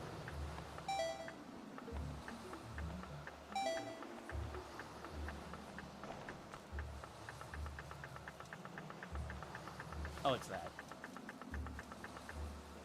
Oh, hey, Beats. See ya. Thought you were going to check it in.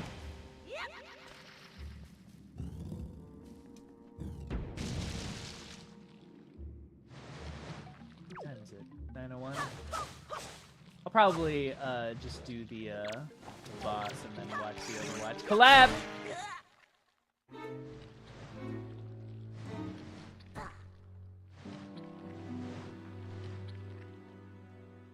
Yeah, that was the thing that I mentioned that I wanted to do, watch the Overwatch collab, but I can...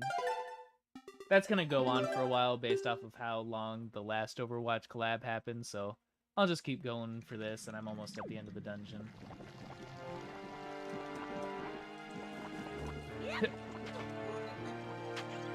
Fuck choo-choos.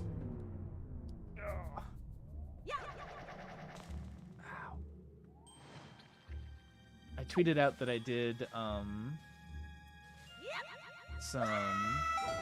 calm down. I tweeted out that I did my first exercise. I got my membership today. I even bought some shoes.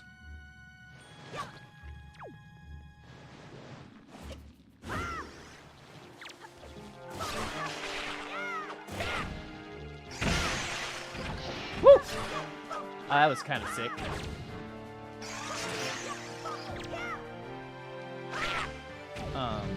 And went out and did my first day at the gym.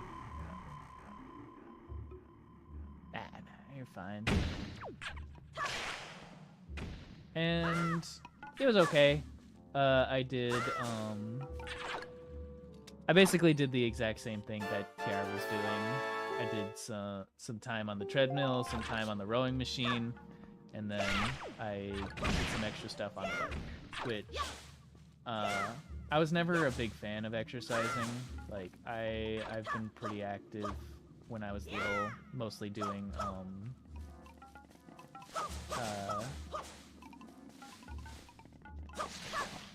soccer when I was going through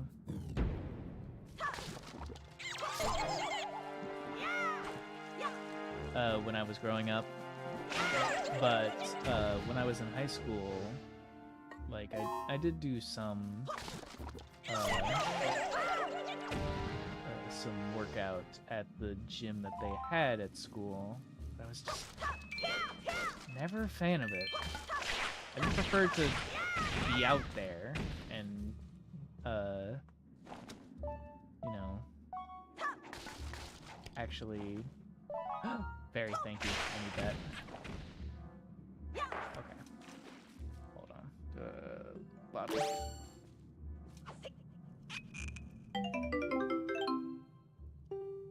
So, going out in solidarity, do some workout with Kiara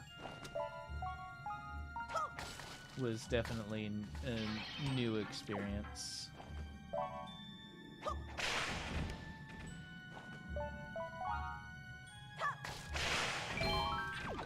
My arms are probably going to be a little sore from the rowing machine. I need the... Isn't there... Yep, there's a stick. But it was overall a pretty simple workout. Since I was a soccer player, my legs have always been my strong suit. Super noodle arms was for me. It's it always made me laugh when people talked about the don't skip leg day, because I just hated working on my arms. So for me, every opportunity that I got was me working on my legs.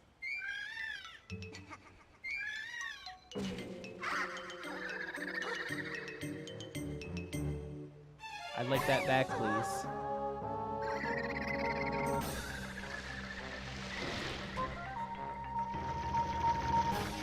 I do remember this boss.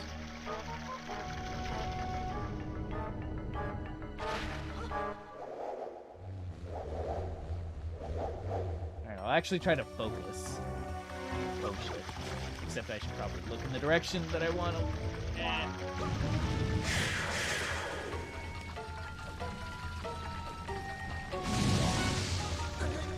Oh, that.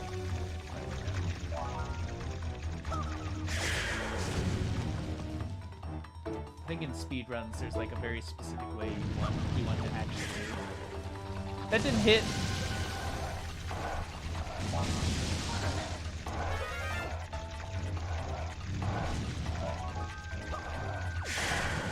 You want to actually hit the vines so that they actually all get hit.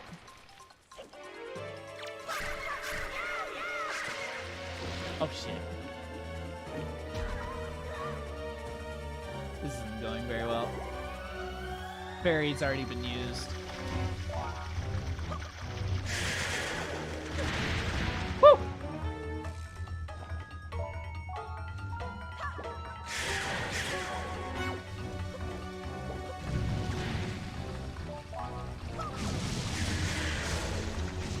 This is going a bit better than Goma, I can tell you that much.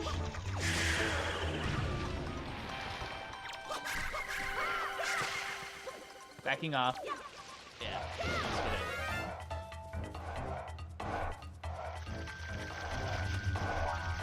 I have done some work kind of like that, lifting heavy stuff and stuff like that.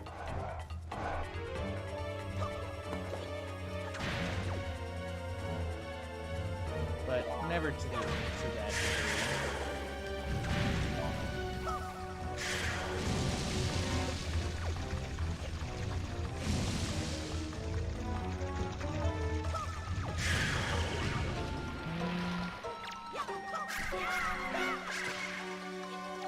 Oh shit! Ah, damn it! I tried to back out. So it does 2. Oh, it does 2.5 hearts of health.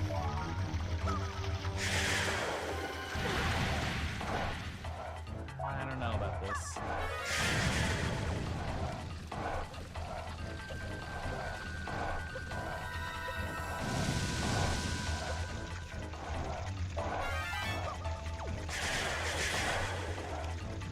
Almost. That last one.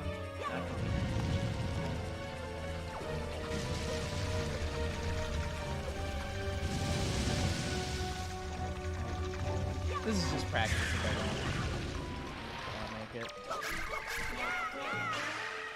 Oh, that was it? Alright, I'll take that.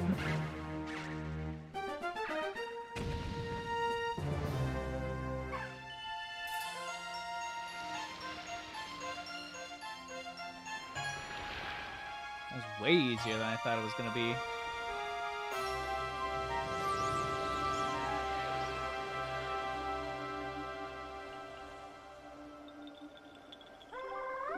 Swordsman, are you the one who rescued me? You have my thanks. When all went dark around me, I thought my time on the earth was over. But why are you here, swordsman? Save your sorry ass. What? The great Deku Tree sent me? Oh, that's right. Today's the day of our annual ceremony. Oh, I'm in trouble. I shouldn't be here. I must get out of here immediately.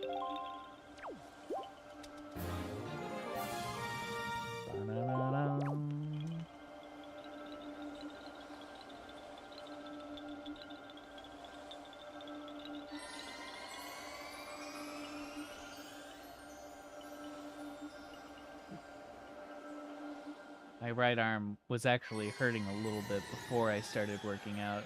I don't know why, it just kind of does that. Oh, Makar, you have returned safely. I'm sorry, great Deku Tree. I know you warned us many times, but still I did not listen. Oh, do not worry, Makar. You are safe now. Just be more careful from now on. You have done well, Sora. I must thank you for your brave deeds. No, didn't sleep on it wrong. It was fine for the majority of the day, and then like right before I was deciding to go work out, it just started hurting. Here is what I have promised you. Please accept it.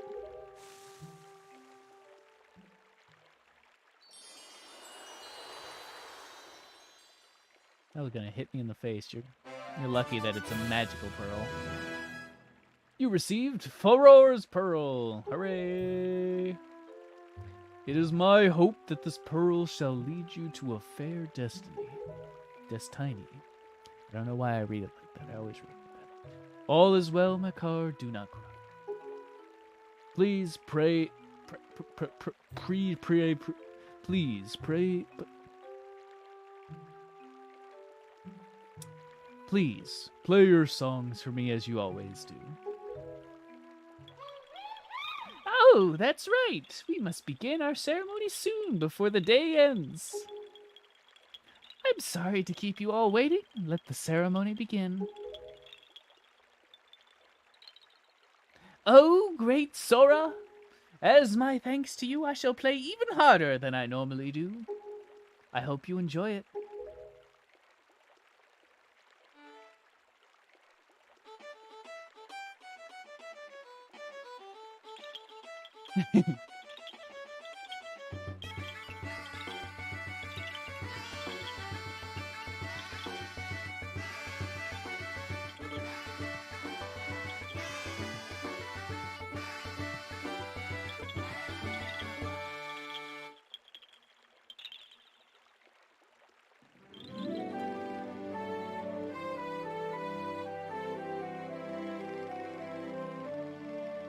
Really love these little buggers.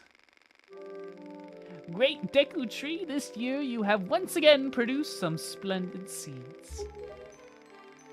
With these seeds, we will continue to spread new forests across the Great Sea.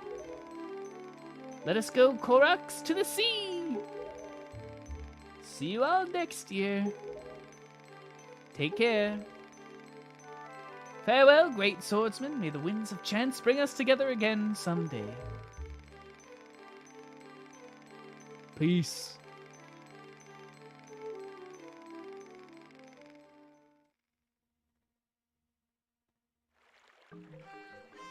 Alright. We'll go to the King of the Red Lions, and I'll probably end it there. Thanks for listening to me ramble on about the Tales of series. I honestly don't know that I had all that much in me to to just ramble on about it.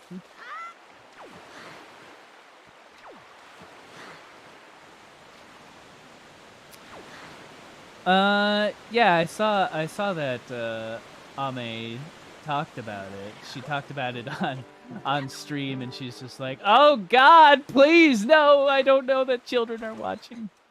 I mean, yeah, obviously I do hope that all the girls saw it. Who knows? Like, Ame is like the third most of Myth that like actually is on her social media. Like Kiara, Callie, Ame, and then like Gura and Ina are kind of the same.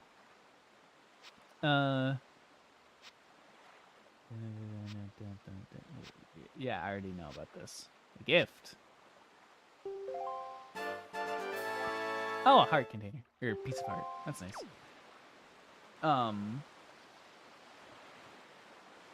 I actually played Last Remnant. I haven't finished it all, but I have played it, and I really enjoyed what I played. So this place too has been attacked by Garland. Could he really already be regaining his power? Zora, you must get the remaining pearl. It lies in a place northwest of here. We must set sail immediately. Alright. But, like, it'd be cool if they all saw it. Hopefully, like, at the very least, to just kind of promote to the other girls, you know, about the fans of Kiara and like what she's doing, because it always does feel like she's a little on the outside at times. So stuff like showing the videos and stuff like that, and making a splash for her sake, that, and like letting people know, like, hey, these are positive things about Takanashi Kiara. I don't know. That's really the objective of what I was trying to do. Oops. So if they saw it, great. I only planned really on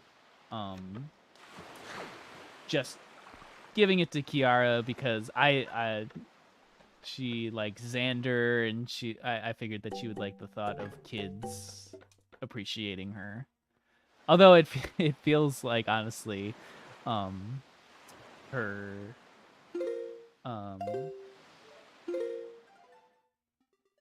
it feels like it dredges up the memories, the bad memories that she has of her own time at school. Because I remember the first time that I did that, which was on Valentine's Day, showing Heart Challenger to the kids. She mentioned something like that. So I don't know. I'm not planning to do like that all the time, especially because like I don't want to endanger the kids. I don't want them to be exposed to the internet and like they're super happy to hear about like Kiara's reactions and stuff like that. And everybody that has interacted with me on Twitter about them have been respectful and haven't been creepy or weird or anything like that. But it's always like the internet is a fickle thing. So for now, it's fine. But I don't want to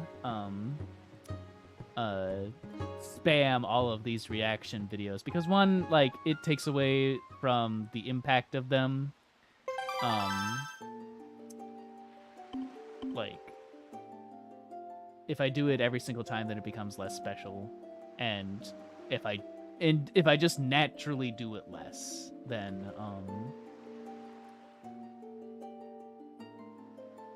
the chances of something happening also go down. Like, obviously, the chances would be 0 if I did it not at all, but just be smart about it for the most part. All right. I think that's where I'm gonna end it. Thanks, guys, for being around here. The last time that I was gonna do a stream, I got really irritated because it didn't seem like anybody was gonna come. I was gonna do a 500 follower stream, and nobody really, I guess, saw it or anything like that. So I just canceled it at that time. So it's nice to be able to talk and have fun playing something. I don't really have anything else to say other than that, though. Thanks for being here. And if it wasn't, like, I'd love to keep on going, but one Wii U gamepad battery, I could probably, like, get the cable and put it back in here, but yeah. So I hope you guys show up some other time if you can, because it's nice to be able to talk to somebody. I think this is the most that I've just, like, talked from beginning to end.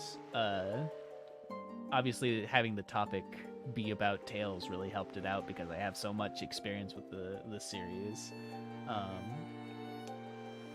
But it's nice practice. But other than that, I will go to the end screen, and there's probably going to be something fucked up about it, but I'll fix it real quickly. And you guys have a good night. Hopefully, I feel a little bit more motivated to stream more often. So I'll try to do this sooner rather than later again. All right, catch you guys later.